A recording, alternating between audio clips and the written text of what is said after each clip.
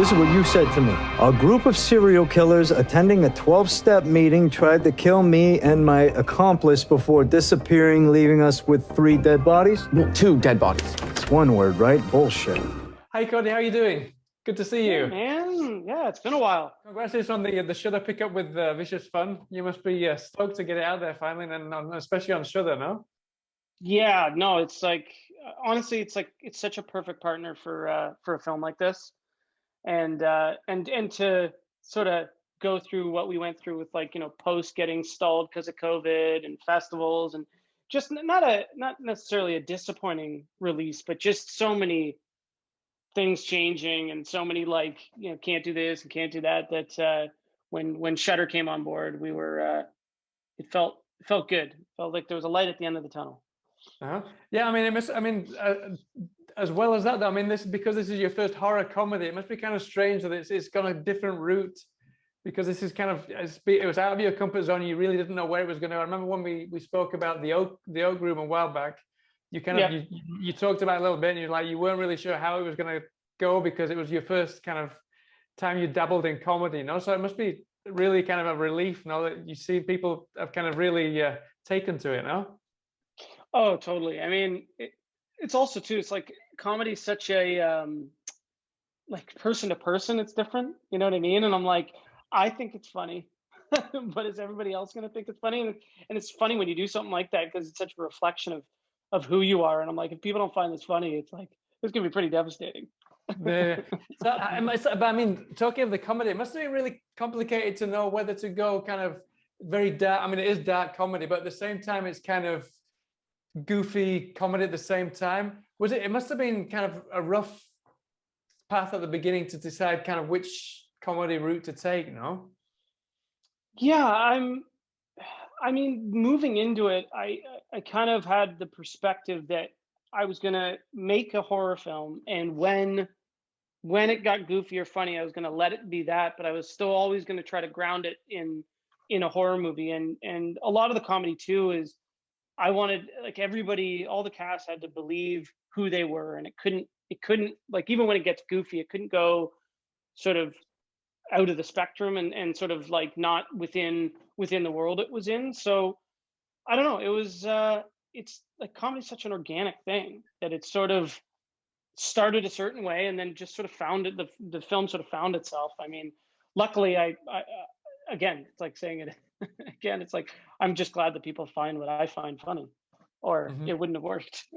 Yeah, and coupled to that, obviously the actors have a big part in making sure that comedy works, because you get one actor and the lines just don't come across.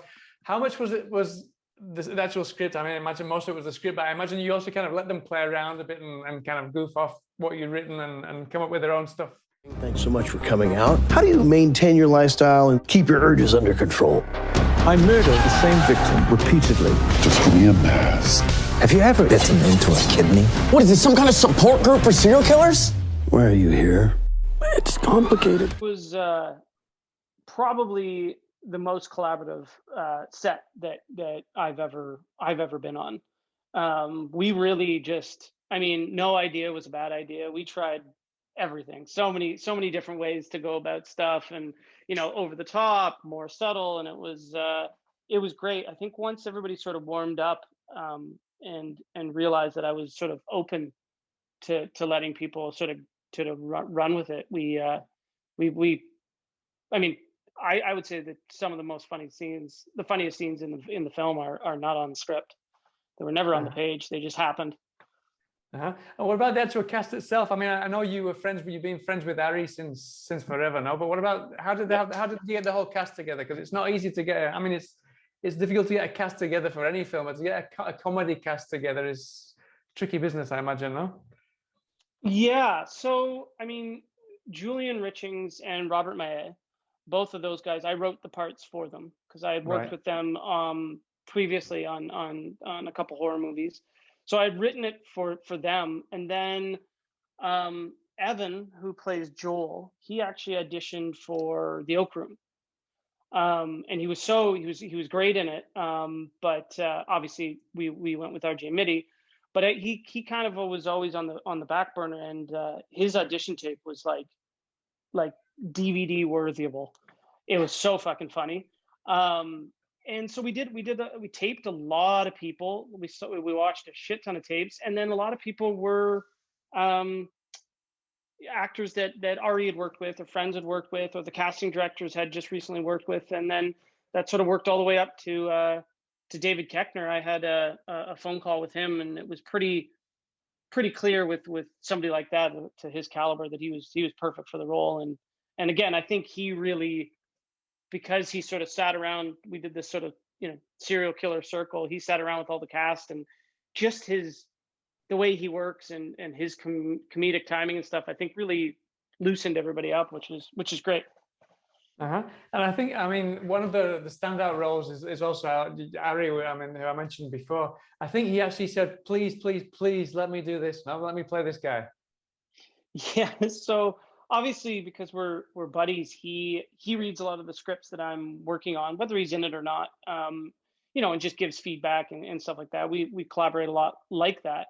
And when I sent him the script for this, it was like, he was like, tell me I'm playing Bob. He's like, please let me play Bob. And it was so early on that I was like, yeah, like, of course. So we sort of worked on the character together and added stuff into the script as it developed. So he was with it for like years before we shot it, which was amazing, because with independent film, you never get any prep time. So to have him sort of be thinking about what he wanted to do for so long, it really shows. Are you Skinner, a slicer dicer, or a corpse humper? There's certain little hints of like Blackthorn films and things like that. I don't want to give too much away because that kind of spoils the fun. But there's kind of certain elements there that if fans of your previous films will spot in there. It's funny. There's the fun answer was like, we liked the idea of enriching this world, and so we needed all of these posters, and we wanted to layer everything, because we wanted to make sure that even though Vicious Fanatics, the magazine, doesn't exist and these movies don't exist, they have to feel real. The whole world has to feel real. So we spent a lot of time in the design. And then, to be honest, our budget was so small, we couldn't clear the names of any of the big horror movies, so we could only use our own stuff. So we took our old horror movies and had them redesigned into B movies of the 80s. It's a lot more fun. In the end, yeah, exactly. Lots of Easter eggs. Yeah, but I mean, aside from kind of using your Blackthorn stuff set in the 80s, how did you go about recreating the whole 80s world? I mean, there's lots of kind of neon and stuff like that.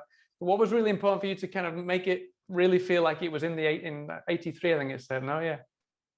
I think everything starts with I feel like wardrobe. I mean, wardrobe is such a key trigger that sort of starts it all off, and then the design sort of follows suit of that. But I had all these images, and I don't know why, but I'm like, for the 80s for me, always it just feels neon, sort of that cheesy sort of arcade. And again, it's like I grew up in watching VHS and living in arcades and stuff, and I was like, I want this movie to feel like that, like I'm stuck in an arcade. So it was, again, it's like, because we didn't have a big budget, so we couldn't get like tons of 80s cars and all of that kind of stuff. So it had to be sort of the small stuff, the magazine look, the wardrobe, the lighting, like all of that kind of stuff. The mustaches.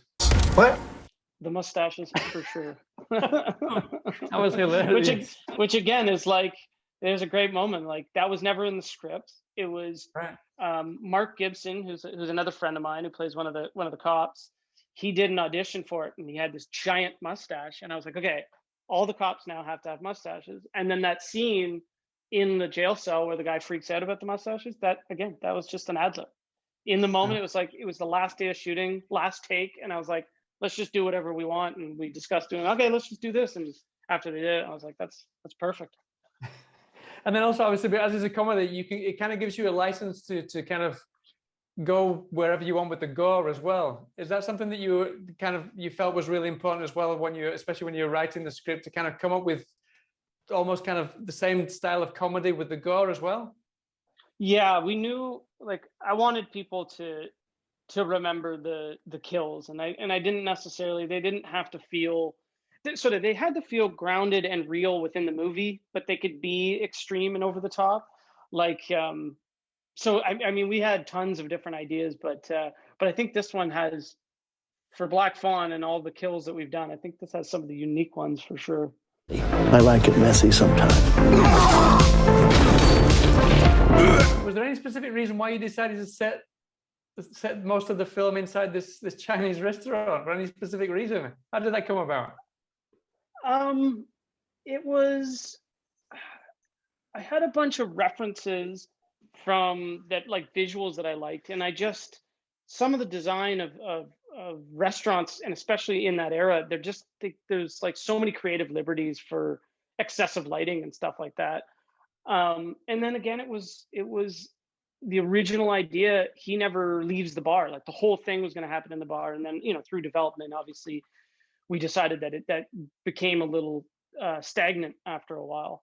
But yeah, I don't know. I love the aesthetic of Chinese food restaurants. It's like Chinese food restaurants and motels. Like if you watch my films, you'll find motels in a lot of them. I'm obsessed with motels. I'm obsessed with neon signs and the interior of Chinese food restaurants.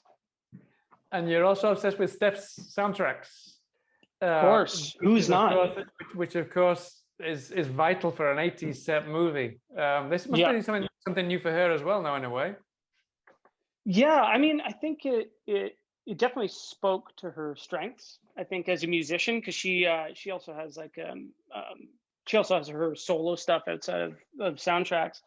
But yeah, this one was fun. It was I bought her a couple records of the John Carpenter's Lost tapes, and I gave her those, and I was like, you have to listen to it on vinyl and just get into that mood. And I gave it to her like a couple months before shooting, and then it was about how do we have the nostalgic feel of the 80s, but still have like a modern kind of drive to it, so it didn't feel we didn't want it to feel like it was stuck in the 80s. We almost like a way to revive it a little bit. So just to finish off, then obviously I don't want to give anything away about what happens towards the end, but there is kind of a hint that this could, I mean, you could do like a prequel or a sequel or a spin-off. That would be something that could really work. And it's obviously the comedy and the characters have really kind of been appreciated by the fans who've seen it so far. So that must be something that's running through your mind right now, no?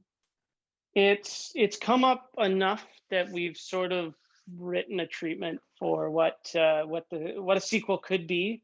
So if enough people ask for it and enough people go watch it on Shudder, we'll make it. Brilliant. Well, Cody, it's really good to see you again. I wish you the best of luck when it comes out on Shudder. I'm sure it's going to go down really well. And I hope to see you sometime soon. Yeah, man. Thanks for taking the time to do this. All right. Take care. Hey, I didn't even gag.